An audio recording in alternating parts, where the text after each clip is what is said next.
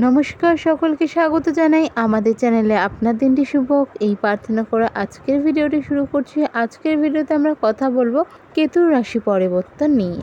আমরা সকলেই জানি যে কেতু রাশি পরিবর্তন করে এবং একটি রাশিতে থাকে তখন সময় নেয় 18 মাস অর্থাৎ 13 বছর, এবং এই সময় কেতু রাশি পরিবর্তন করেছে, তার এফেক্ট আপনার রাশির ওপর কী পড়তে চলেছে সেই বিষয় নিয়ে কথা বলবো। তো আজকের ভিডিওতে আমরা সবার প্রথমে যেটা কথা বলবো সেটা হচ্ছে কেতু রাশি পরিবর্তন করে মঙ্গলের সাথে যুক্ত রয়েছে, তার প্রভাব কিন্তু অনেক দেখতেই পাচ্ছি। তো কী হতে চলেছে তাই নিয়ে, তো সেই বিষয় নিয়ে কথা বলার আগে কেতু আমাদের লাইফে কি আমাদের জীবনের অংশ দেখে বা কি এফেক্ট ফেলে এই বিষয় নিয়ে একটা ছোট্ট আলোচনা করে নিই, যাতে আপনাদের বুঝতে সুবিধা হয়।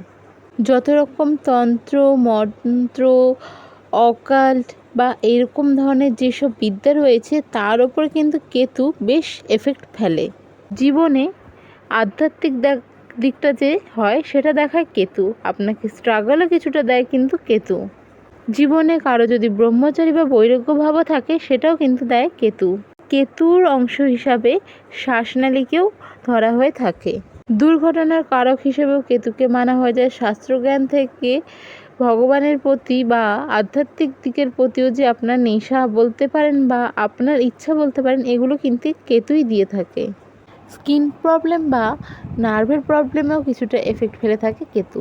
কেতু কিন্তু আপনার আর্থিক দিকও দেখে বেশ কিছুটা। আপনার আর্থিক জীবন কেমন থাকবে বা আপনার জীবনে আর্থিক সিচুয়েশন কেমন থাকবে, এর থেকেও বড় ব্যাপার থাকে যে হঠাৎ আকস্মিক যে ধনলাভ থাকে বা মানুষের যে ধনলাভ হয়ে থাকে সেই দিকটা কিন্তু কেতুই দেখে থাকে। আপনার যদি ভালো ঘরে বা কেতুর পজিশন আপনার বাচ্চাটা ভালো থাকে তাহলে কিন্তু বেশ ভালো রেজাল্ট পাবেন আপনি সারা জীবন। তাহলে বুঝতেই পারছেন আপনাদের জীবনে কেতু কতটা প্রভাব ফেলে। তো আজকে সেই রকমই আমরা জানবো যে এই সময় যে কেতু এবং মঙ্গল একসাথে রয়েছে তার জন্য তুলা রাশির জাতক জাতিকাদের কেমন কাটবে। রাশিচক্রের সপ্তম রাশি হলো তুলা রাশি এবং তুলা রাশির অধিপতি হলো কিন্তু শুক্র। আর শুক্র এবং কেতুর সম্পর্ক কেমন সেই সম্পর্কে বলবো। তো তুলা রাশির জাতক জাতিকাদের এটা স্পষ্ট বলে দিতে চাই যে তুলা রাশির জাতক জাতিকাদের ক্ষেত্রে কিন্তু কেতুর এই ট্রানজিট খুব বেশি কিছু খারাপ নিয়ে আসতে চলেছে, একদমই তা নয়। কারণ শুক্র এবং কেতুর সম্পর্ক কিন্তু বেশ ভালোই বলা যেতে পারে।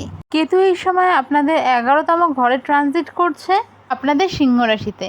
তো এই সময় আপনাদের স্ট্রাগল একটু হতে পারে ক্যারিয়ারের ক্ষেত্রে, এবং এই সময় কিন্তু এই স্ট্রাগল যে পিরিয়ডটা চলবে, আপনার যে বড় ভাই বোন থাকবে, দাদা দিদি অর্থাৎ, তো তাদের থেকে কিন্তু একটা সাহায্য পাওয়ার বড় সম্ভাবনা থাকছে।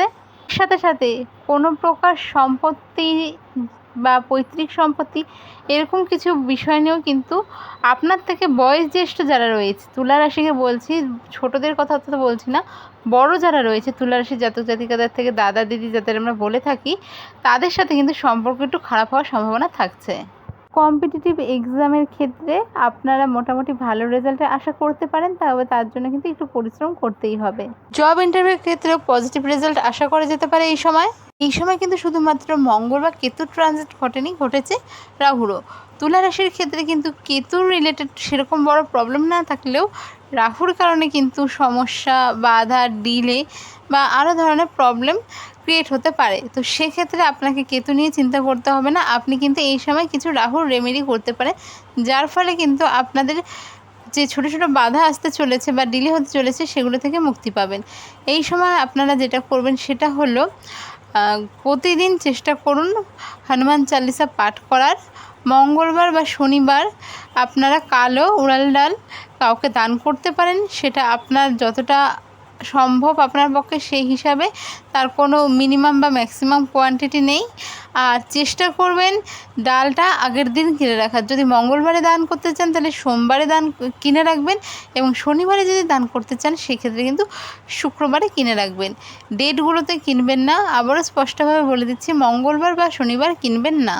আর এই সময় যদি দেখেন যে আপনার কাজে বাধা সৃষ্টি হচ্ছে বা একটু কোনো রকম শারীরিক সমস্যা ছিল যেটা থেকে ভুগেই যাচ্ছেন কন্টিনিউ, সেক্ষেত্রে কি করতে পারেন, শনিবার কোনো শনি মন্দিরে গিয়ে নিজের ছায়া দান করতে পারেন।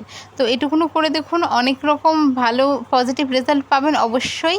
তো ভিডিওটি যদি ভালো লেগে থাকে শেয়ার করুন আপনার কাছের কোনো মানুষের সাথে, তুলা রাশির যাকে আপনি চেনেন। আর এর সাথে সাথে যদি ভিডিওটি ভালো লেগে থাকে লাইক ও সাবস্ক্রাইব করে দিন। দেখা হবে পরের ভিডিওতে। রাধে রাধে।